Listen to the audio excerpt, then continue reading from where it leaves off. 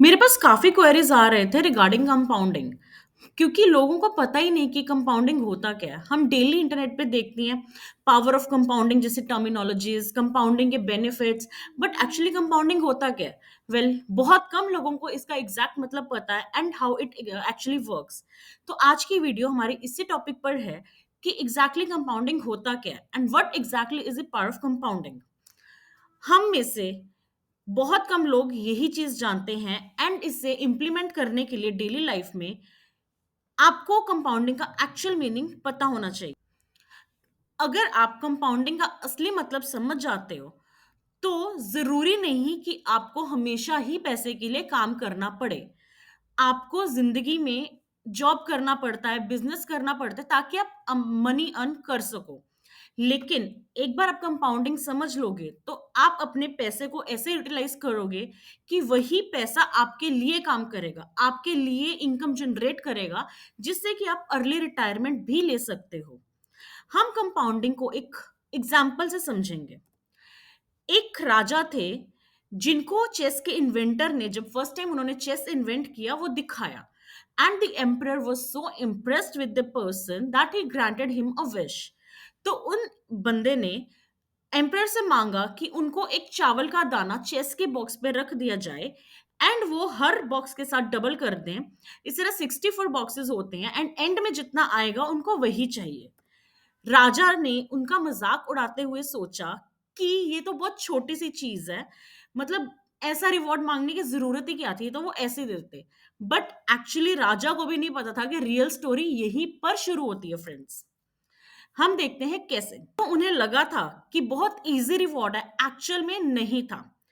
राजा को समझ आया कैलकुलेशन के बाद, वो कोई छोटा मोटा इनाम नहीं बल्कि इतना राइज है कि जिससे पूरा इंडिया 1 मीटर थिक लेयर से कवर हो जाए। आपको भी कुछ समझ नहीं आ रहा होगा, मैं आपको समझाती हूँ कैसे। अगर आप प्राइस का एक दाना पहले बॉक्स में रखते हो तो वो एक रहता है, उसको डबल करते हो तो दो हो जाते हैं। नेक्स्ट में उसको डबल करोगे, इट विल इंक्रीज टू 4। आप भी सोच रहे होगे कि ये 1 2 4 इतने छोटे अमाउंट से क्या ही होगा, बट देखते रहे। ऐसे ही 8 होगा, नेक्स्ट में 16 होगा। लेकिन बाय द टाइम वो 64th नंबर पर पहुंचेगा, वो अमाउंट ये फिगर के बराबर होगा। Means 200 billion ton of rice, which is not a small amount, it is a very big amount, and this my friends is compounding। आप लोग अभी यही सोच रहे होंगे कि इस नंबर पर आया कैसे गया। मैं आपको इसका कैलकुलेशन भी समझाती हूँ। सबसे इजी तरीका इसको कैलकुलेट करने का है 2 to the power 63, क्योंकि हर बॉक्स में ये डबल हो रहा है। हमने इसको 63 टाइम्स डबल किया तो ये number 922 and this number of zeros, ये एक नंबर इस फॉर्मूले से आता है एंड यही कंपाउंडिंग है। हमने अभी देखा कंपाउंडिंग क्या है, इंटरेस्ट के ऊपर इंटरेस्ट। आपने सबसे पहले एक दाना रखा, फिर उसको डबल किया उस पर इंटरेस्ट डाल के, फिर उसी दो को डबल किया, चार बना दिया, चार को डबल किया, आठ बना दिया। ये क्या है? इंटरेस्ट के ऊपर interest, and this is compounding.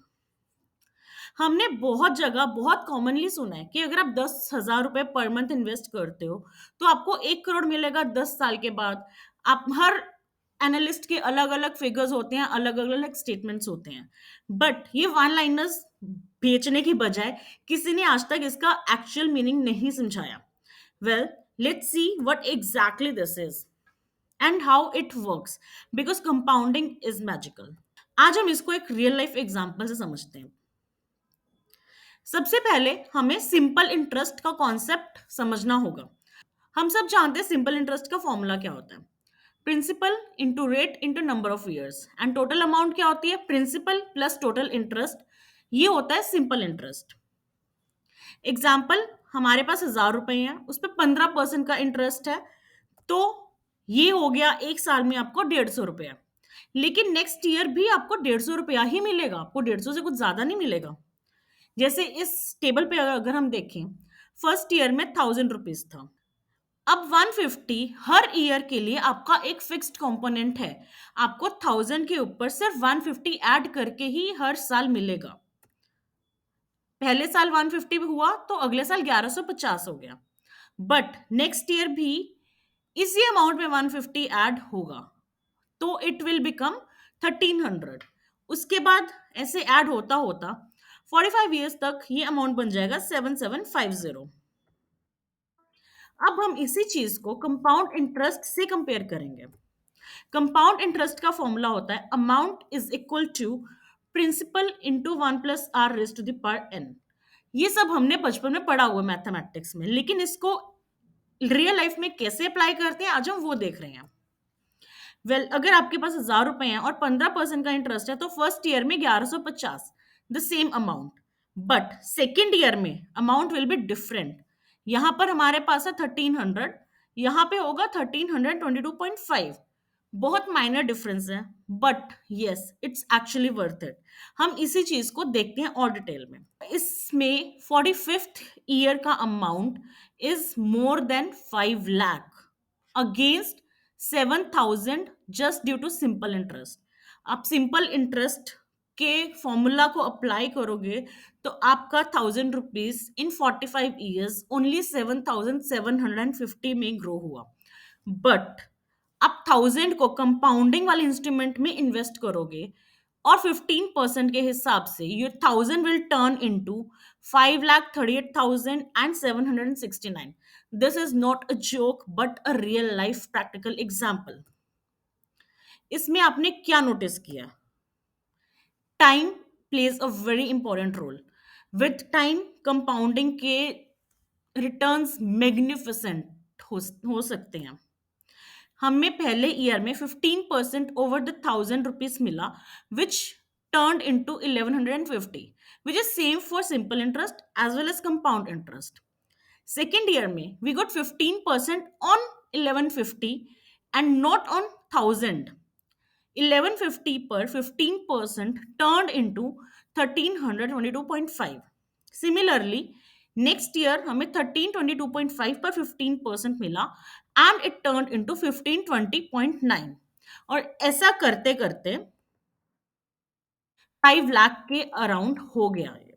इसी को अगर हम ग्राफिकली प्लॉट करें तो ये कुछ ऐसा दिखेगा।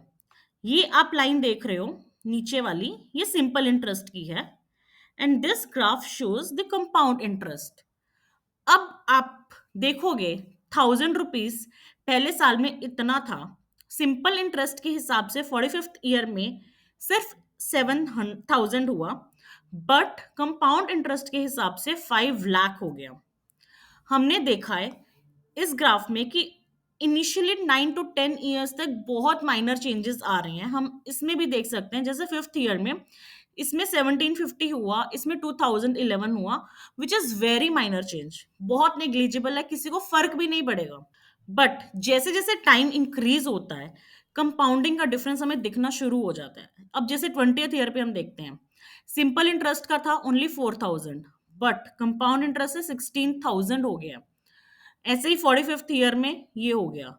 बीच में अगर हम 35 ईयर में भी देखें तो इतना डिफरेंस आ रहा है। इसमें अप्रोक्सीमेटली 1 लाख के अराउंड है, मोर देन 1 लाख, एंड इसमें ओनली इन थाउजेंड्स।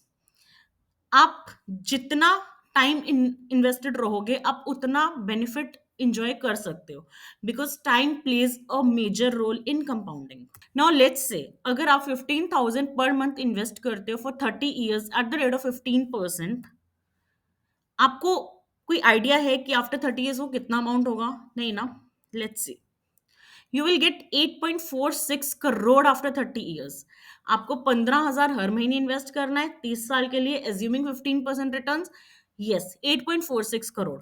एंड अगर आप यही इन्वेस्टमेंट अमाउंट डबल कर देते हो, 15,000 की जगह 30,000 करते हो, तो you will gate hopping 16 crore eight the end of 30 years, and it means a lot. अगला डेली लाइफ एग्जांपल है PPF investment.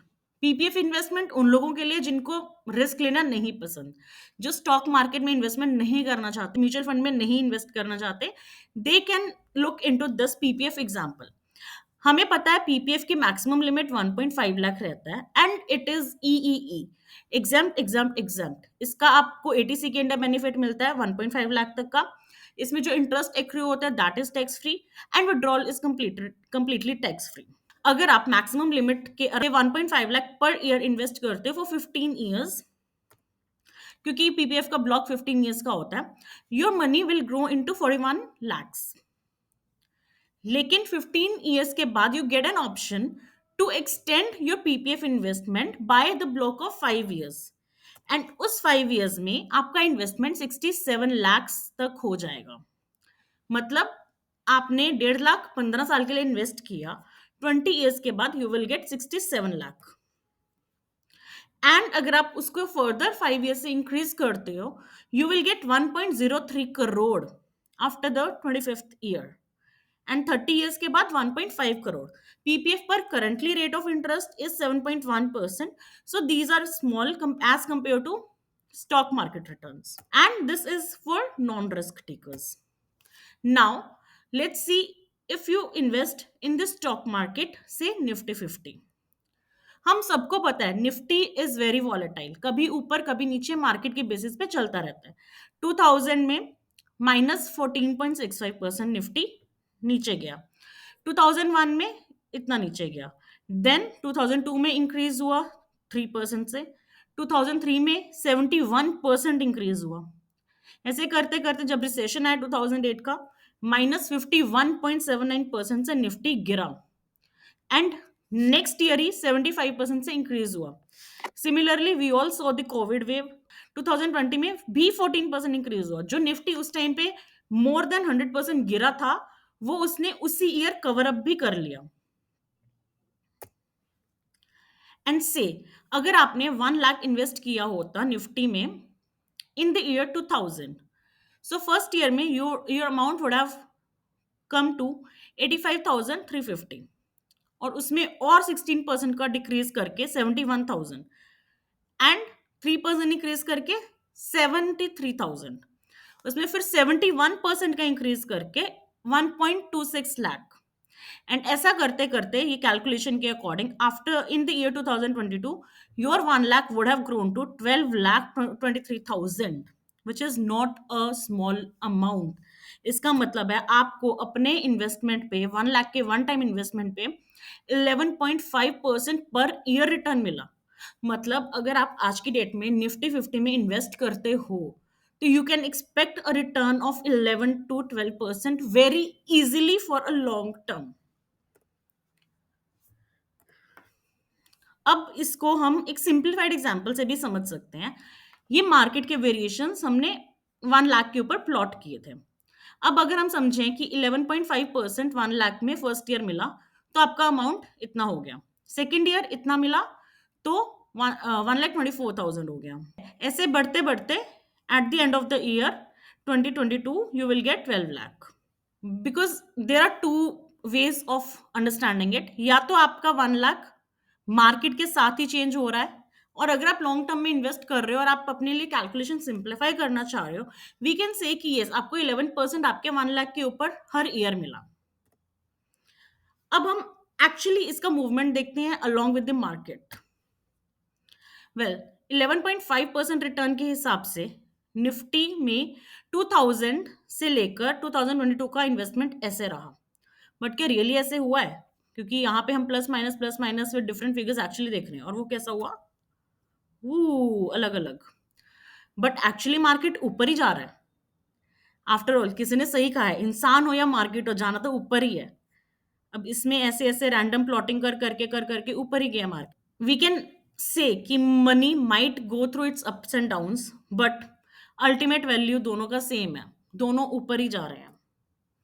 Hence, it is very important to be patient and stay invested with your money for a longer time if you are investing in equity or mutual funds. Even Albert Einstein has said, compound interest is the eighth wonder of the world.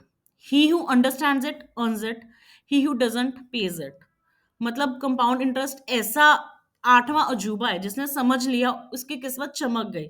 We have seen many people like Warren Buffett who invested at the age of 11, and आज की date में क्या है वो बंदा, because he has remain invested through all the ups and downs of his life of market.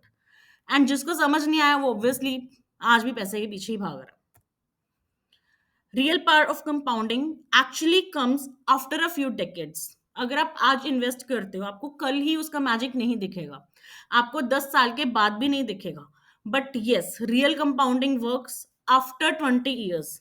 आप आज invest करते हो, 20 साल बाद देखते हो, you will not believe on the returns you will get. That is compounding, friends. And to become a successful investor, ना कोई इंटेलिजेंस चाहिए, ना कमोडिटी चाहिए, कुछ भी नहीं चाहिए। बस एक अच्छा गाइडेंस और पेशेंस चाहिए ताकि आप इन्वेस्टेड रह सको। एंड इट डजेंट मैटर अगर आपने अभी तक अपनी इन्वेस्टमेंट जर्नी स्टार्ट नहीं की। Stop waiting and start investing right away, because it's never too late to start your investment journey.